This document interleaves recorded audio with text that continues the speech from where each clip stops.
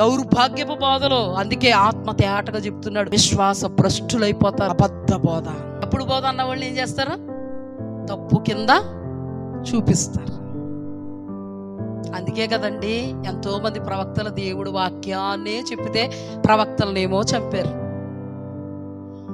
దెయ్యపు ప్రేరణలతో వాక్యం చెప్పితే వాళ్ళనేమో బ్రతకనిచ్చారు. మహాబరాజు ఏం చేశాడు? నేను వచ్చే వరకు జైల్లో పెట్టండి రాయుడిని, మంచి బోధ బోధిస్తే.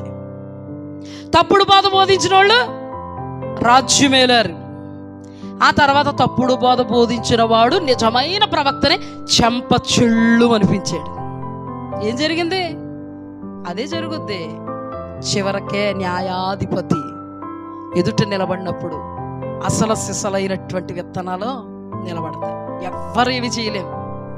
ఏది సత్యమైన బోధో ఏది అసత్యమైన బోధో జాగ్రత్తగా అధ్యయనం చేయండి.